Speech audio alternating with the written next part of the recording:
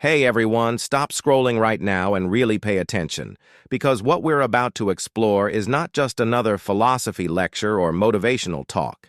It's a long, deep, no-rush confrontation with one of the most radical, mind-bending ideas ever proposed in human thought. Time is an illusion, according to Kant.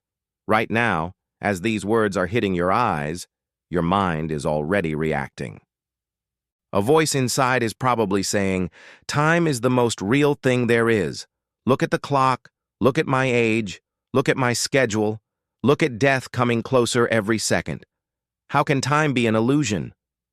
Or maybe it's curiosity. Okay, Kant was a genius. Let's see what he meant. Or skepticism. This sounds like woo-woo spiritual nonsense dressed up as philosophy. Or even fear. If time isn't real, then what is my life? What am I rushing toward? What have I wasted? That reaction itself is happening in time, or so it seems. And that's exactly the point Kant wanted us to question. In this extremely long, detailed, layer-by-layer exploration, going far beyond the usual 10-minute summaries, we're going to stay with Immanuel Kant's revolutionary claim for as long as it takes to really let it sink in. No bullet points, no quick takeaways, no skipping to the end. We'll walk slowly through Kant's life context and why he felt forced to rethink time entirely, the clash between Newtonian physics and human experience, the core argument from the Critique of Pure Reason, 1781-1787, time as a pure form of sensible intuition, not a property of things in themselves. Why time is a priori, necessary, universal, and subjective, yet not made up or arbitrary. The difference between time as appearance, phenomenon, and time as it might be in the noumenal world, thing in itself. How space and time together form the sensible conditions of all possible experience, the implications for causality, free will, morality, God, the soul, and the limits of human knowledge. Why Kant's view was so shocking in the 18th century, and why it still feels shocking in 2026. Connections to modern physics, relativity, block universe, quantum non-locality, Wheeler-DeWitt equation, Julian Barber's timeless physics. Connections to neuroscience, how the brain constructs the feeling of temporal flow. Connections to Eastern philosophy, Vedanta, Buddhism, Zen, and mysticism that reached similar conclusions without math.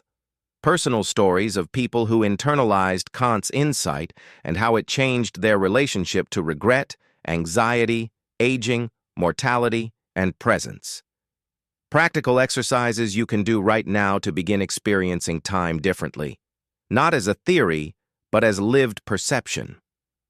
The ultimate question Kant leaves us with.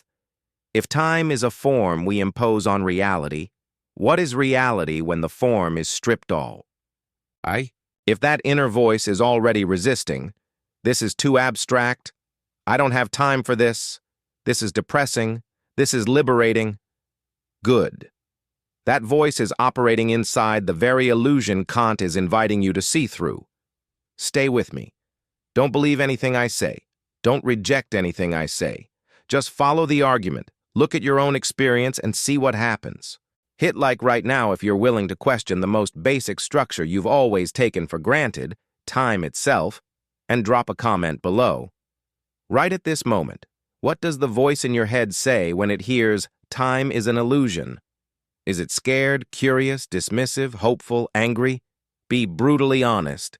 Your answer is already happening inside the structure we're about to examine. Let's go. Immanuel Kant was born in 1724 in Königsberg, Prussia, now Kaliningrad, Russia, a quiet, orderly city where he lived his entire life without ever traveling more than 50 miles from home. He was the ultimate systematic thinker, waking at the same time every day, walking the same route at the same hour so precisely that neighbors set their clocks by his stroll. He never married. He never left his routine. Yet this man, who lived such a small, predictable life, produced one of the most explosive revolutions in the history of thought. Why? Because he saw a crisis that no one else fully recognized. By the mid-18th century, Two pictures of reality were in violent tension. Newtonian physics. The universe is a giant clockwork machine. Space and time are absolute, infinite containers. Matter moves according to universal laws. Everything is predictable in principle. Time is real, flowing, the same for everyone. Human experience. We never experience pure space or time. We experience objects in space, events in time. Space and time seem to be the framework through which everything appears. But are they properties of things themselves, or properties of how we perceive? David Hume had already shaken things by arguing that causality is not observed in the world. It's a habit of mind.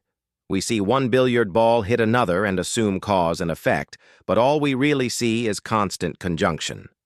Kant read Hume and said it interrupted my dogmatic slumber. He realized, if Hume is right about causality, then Newtonian science is built on sand. But Kant refused skepticism. He refused to say we can know nothing about reality. Instead, he asked the revolutionary question, what must be true about the mind for experience to be possible at all? His answer, in the Critique of Pure Reason, 1781, revised 1787, is one of the most radical claims in philosophy. Space and time are not features of the external world. They are pure forms of sensible intuition, structures the mind imposes on raw sensory data to make experience possible. Time is not out there. Time is the way your mind organizes succession and simultaneity. Without the a priori form of time, you could not experience change, sequence, duration, before and after, memory, expectation, or even the sense of a continuous self. Time is not learned from experience. It is the precondition for having any experience at all. Kant calls this the transcendental ideality of time. Time is empirically real. It structures every possible experience we can have, but transcendentally ideal. It does not belong to things as they are in themselves, independent of perception. The thing in itself, noumenon, may have some reality, but we can never know it directly. All we know is phenomena, the world as it appears to us through the filters of space and time. This is not saying time is made up or subjective in the sense of personal whim. Kant is not a solipsist or a relativist. He insists time is universal and necessary for any human-like consciousness. Every rational being with sensibility like ours will experience time the same way. But it is still a contribution of the mind, not a property of reality and sich. Let's make this concrete.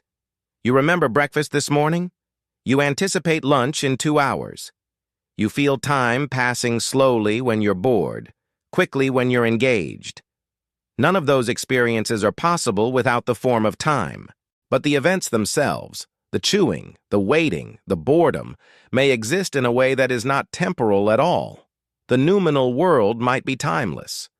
Physics after Kant has moved closer to that view than he could have imagined. Now let's connect this to modern science, because Kant's insight has aged incredibly well. Einstein's special relativity, 1905, destroyed absolute time. There is no universal now. Simultaneity is relative to the observer's frame. Two events that are simultaneous for me may be separated by seconds or years for you if you're moving relative to me. Time is not a single flowing river. It is a dimension woven together with space into space-time. General relativity, 1915, goes further. Space-time is dynamic, curved by mass energy. Time dilation near black holes or at high speeds is not illusion. It is real.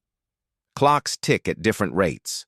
The future can be longer or shorter depending on your path through space-time. The block universe interpretation of relativity, which most physicists accept, says all moments, past, present, future, exist equally and eternally in the four-dimensional block. Your birth, your life right now, your death are all equally real slices. The feeling of now moving forward is a subjective feature of consciousness, not a feature of the universe itself. Julian Barber's timeless physics takes this to the extreme. Time is an illusion created by our perception of change among configurations. The universe is a static landscape of possible states, Platonia. We experience time because we are embedded in that landscape in a particular way. Quantum mechanics adds even more strangeness. In the Wheeler-DeWitt equation, the attempt to quantize general relativity, time disappears from the fundamental equation. The universe is described by a timeless wave function. Time emerges only at the level of classical approximation. Carlo Rovelli's loop quantum gravity and Lee Smolin's work also suggest time is not fundamental. It emerges from more basic relations. So Kant was right in a way he could not have proven in 1781. Time is not a property of the thing in itself.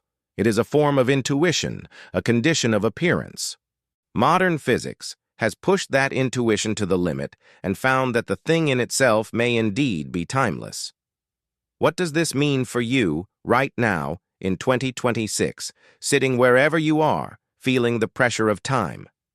It means your anxiety about the past, I wasted years, and the future, I don't have enough time, is built on a structure that is not ultimately real.